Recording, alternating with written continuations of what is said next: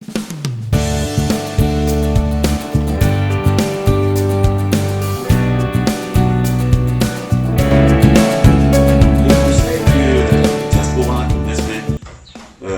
à ses clients sont de plusieurs ordres. Parce que ceci dépend de la nature du projet à réaliser. Vous avez des projets à caractère social, vous avez des projets personnels, vous avez des projets à but lucratif. Et les conseils ne sauraient être les mêmes. Parce que quand quelqu'un vient vers vous et vous pose son problème, vous l'écoutez. Vous l'écoutez et vous lui posez la question de savoir ce qui l'a motivé à choisir ce projet et dans quelle localité il entend réaliser le projet. C'est sur la base de ces éléments que Diaspora donne des conseils. Parce que vous pouvez choisir une localité pour réaliser un projet que vous avez vu ailleurs et qui a marché.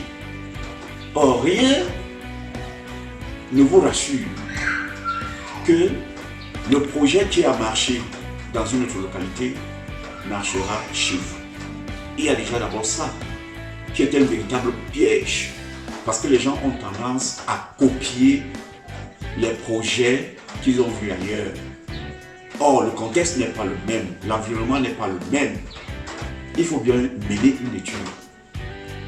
Il faut regarder de très près avant de se décider de réaliser un projet.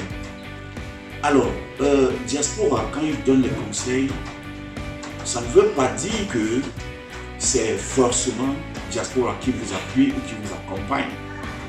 Nous vous donnons des conseils et c'est à vous d'en décider. Si vous trouvez pertinent les conseils de Diaspora, vous les retenez, et si vous ne les trouvez pas pertinents, vous décidez autrement, vous prenez dans le risque, et en ce moment, Diaspora n'aurait fait que son travail.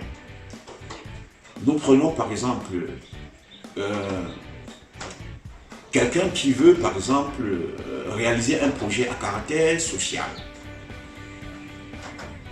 Il faudrait déjà qu'on sache s'il répond aux aspirations des populations, si le projet qu'il veut mener doit résoudre un problème dans sa localité, la localité auquel il veut faire plaisir.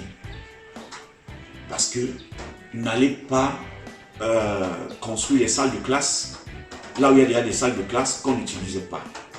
Cela ne servira à rien, pourtant on a besoin de points d'eau, on a besoin des marchés, on a besoin des centres de santé. Donc vous comprenez que du coup, vous êtes passé à côté. Et puis votre projet à caractère social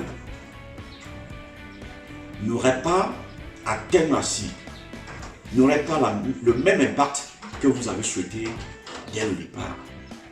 C'est la raison pour laquelle nous écoutons d'abord l'interlocuteur et nous cherchons à savoir ce qui l'a motivé et nous lui donnons des orientations, mais c'est à lui d'en décider. Nous allons dans les prochaines vidéos développer plus profondément les conseils, les types de conseils que nous offrons à nos clients.